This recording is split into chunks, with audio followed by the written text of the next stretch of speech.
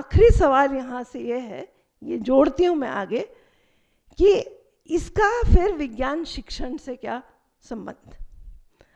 ये मैं मेरा केस ऐसे प्रेजेंट कर रही हूँ कि जब लोग आते हैं उनके अनुभव और उनके एक्सपीरियंस को जोड़ने से वो जैसे डेटा को समझते हैं वो बाकी लोगों से अलग होता है। अपने अपने अनुभव से हम डेटा को समझते हैं। डॉक्टर मनी ने अपने अनुभव से समझा, जो लोग जी रहे हैं आज की तारीख में वो अलग तरीके से समझ रहे हैं और वो हमको नए तरीके देख रहे हैं दुनिया को देखने के। तो अब हम विज्ञान शिक्षण में क्या करेंगे इसको लेकर। मुझे लगता है कि ये तय कैसे होता है। एक डेटा हमको मिलता है, एक वैज्ञानिक तरीके से डेटा इकट्ठा करके हम शायद कहते हैं कि चलो हमारे पास ये रिजल्ट आया। इसमें अगर हमारा एक कंसेप्चुअल फ्रेमवर्क में शिफ्ट करना है, मतलब हमारी एक बेसिक अवधारणा जो है उसको अगर हमको बदलना है, तो वो बदलने के लिए क्या होता है विज्ञान में। जब आइंस्टाइन आए और उन्होंने आइंस्टाइन की थियोरीज आई रिलेटिविटी को लेकर, तो वो कैसे एक्सेप्ट हुई, किन कारणों से वो एक्सेप्ट हुई। क्या ऐसा हुआ कि बहुत एक्सपेरिमेंट किए, बहुत डेटा आया, पूरा वैज्ञानिक तरीके से काम किया और फिर बस सबने मान लिया कि नहीं, न्यूटन का इतना ही दायरा है और उसके बाद आइंस्टाइन का दायरा है, या आइंस्टाइन की थ्योरी ज़्यादा सही है, न्यूटन की इस तरह से गलत साबित हो गई। तो ये कैसे हुआ, ये बताना हमारे लिए ज़रूरी है क्या। How are decisions made when there is a conceptual shift? The framework, conceptual framework needs to change. क्या वो सिर्फ वैज्ञानिक तरीके को समझा कर हम वो समझा पाएंगे, ये पहला सवाल है। मुझे नहीं लगता विज्ञान में ऐसे होता है। मुझे लगता है विज्ञान में बहुत सारी चीज़ें, एक तरह से बाहर का परिवेश बहुत सारी चीज़ें तय करता है। जैसे कि हमने एवोल्यूशन में भी सुना है, एवोल्यूशन बहुत देखा, डार्विन ने बहुत स्पेसिमेंस कलेक्ट किए, सब कुछ किया, लेकिन उसका कंसेप्चुअल फ्रेमवर्क कि नेचर में एक तरह से आपने survival of the fittest and competition, ये आपने एक बुनियाद बनाया, ये नज़र से आपने समझा और ऐसे हमको एवोल्यूशन सिखाया। हम आज देखते हैं बहुत सारे लोग कहते हैं कि नेचर में actually competition and survival of the fittest नहीं है, वहाँ कोऑपरेशन एंड अबंडेंस है। हाँ, मतलब एक दूसरे के साथ लोग काम करते हैं और बहुत चीज़ें हैं जो सब साझा करते हैं।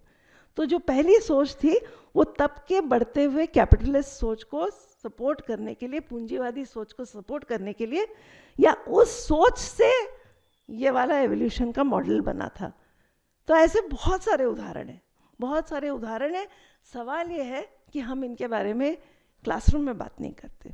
हम क्लासरूम में सिर्फ वैज्ञानिक तरीके की बात करते हैं और दूसरा हम वैज्ञानिक जानकारी देते हैं जो आज की एस्टैब्लिश्ड ट्रुथ है साइंस में, ये हकीकत है, ऐसा विज्ञान कहता है, वैज्ञानिक सत्य, ये हम अपने बच्चों को सिखाते हैं और ऐसे सिखाते हैं कि ये सत्य हमेशा से रहा है, ये सत्य कुछ और था और इसको लड़ झगड़ कर यहाँ पर एस्टैब्लिश होना पड़ा। ये सारी बातें हम नहीं बताते। वो लड़ाई में कौन शामिल थे, वो लड़ाई किसने लड़ी, वो लड़ाई किस दौर में लड़ी गई, ये सारी बातें हम नहीं क्लासरूम में ला रहे। और ये एक तरह से हमारी शिक्षा को बहुत अधूरा कर रहा है, हमारे विज्ञान के सोच को भी अधूरा कर रहा है। और फिर वो सोच लेकर जब हम जाते हैं तब हम जो शिक्षा देते हैं वो भी अधूरी रह जाती है। और ये साइंस एजुकेशन में बहुत सारे लोग इसको एक डिबेट कहते हैं कि क्या हम क्लास में साइंस इन द मेकिंग की बात करेंगे या साइंस प्रोड्यूस्ड की बात करेंगे।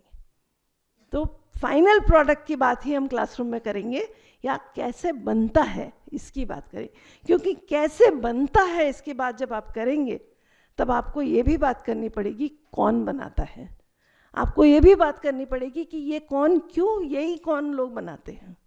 आपको ये भी बात करनी पड़ेगी कि ये करते वक्त उनके साथ कौन है, उनके खिलाफ कौन है, कौन इसको सपोर्ट करता है, कौन नहीं करता है, क्या राजनीतिक परिवेश में ये बन रहा है, क्या नाज़ी जर्मनी में कुछ बना और आज के भारत में कुछ और बन रहा है, क्या होगा इसका। तो ये जो बातें हैं ये हमको क्लासरूम में लानी पड़ेंगी, जिसका मतलब है कि हमको विज्ञान का सोशियोलॉजी, विज्ञान का इतिहास, विज्ञान की सोच, विज्ञान के मसले कैसे हल होते हैं, इसके बारे में सच्चाई के साथ जितना हम समझते हैं उस तरीके से बातचीत करनी होगी। अब मुझे लगता है कि जो वंचित समुदाय है वो अगर क्लासरूम में है, ये बातें सुनकर उनको एक्चुअली आशा मिलेगी, उनको आशा मिलेगी कि उनकी भी आवाज़ कभी सुनी जाएगी, उनको ये उनका विश्वास बनेगा कि हम भी विज्ञान कर सकते हैं।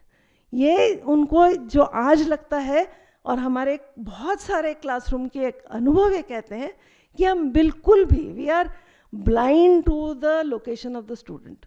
हम बिल्कुल ये नहीं सोचते कि हमारे सामने जो बच्चे बैठे हैं उनका परिवेश क्या है, वो किस परिवेश से आ रहे हैं और हमारी कौन सी बात उन तक पहुंचेगी और कौन सी नहीं पहुंचेगी, उनका अनुभव क्या है, वो जहाँ से आ रहे हैं वो किस तरह के ज्ञान विज्ञान लेकर आ रहे हैं अपने साथ, उसकी क्या जगह है हमारे क्लासरूम में। ये सबको हमने बिल्कुल नज़रअंदाज किया है।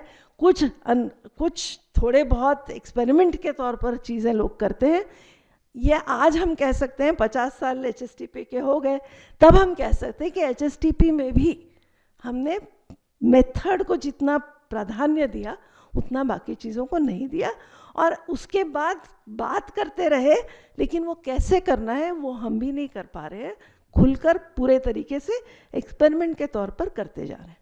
तो कहीं विज्ञान शिक्षण में अगर हमको सबको जोड़ना है तो भी ये बहुत ज़रूरी है कि हम विज्ञान को ऐसे पेश करें कि एक सामाजिक एंटरप्राइज है, ये समाज के सारी चीज़ों के साथ बनती है, उससे अलग होकर नहीं बनती। और जब हम उसको ऐसे देखेंगे तब हम बाकी जो बाहर है उनको लाने में भी ज़्यादा सक्षम होंगे। लेकिन मोर इम्पॉर्टेंटली, और ये एक सवाल बहुत साल पहले एक फेमिनिस्ट साइंटिस्ट हैं एवलिन फॉक्स केलर, उन्होंने पूछा था, जिसका मैंने आज थोड़ा सा और खोलने की कोशिश की। उन्होंने पूछा था कि साइंस में आने से औरतों का तो अच्छा होगा, लेकिन औरतों के साइंस में आने से साइंस का क्या होगा, क्या साइंस बदलेगा, क्या साइंस में फ़र्क होगा।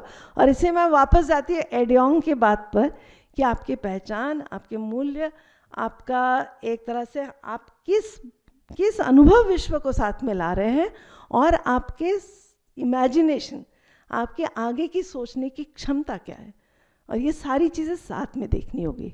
ऐसा नहीं कि एक औरत आ जाने से बदल जाएगा, औरत भी बहुत सारी और चीज़ें साथ में लाती है, उसके मूल्य बहुत सारे ऐसे हो सकते हैं जो बिल्कुल ही प्रस्थापित मूल्य हो।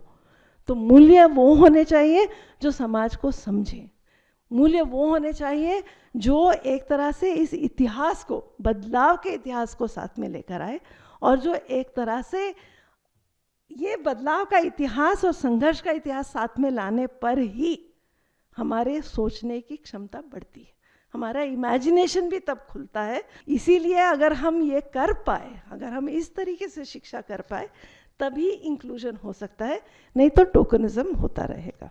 Thank you.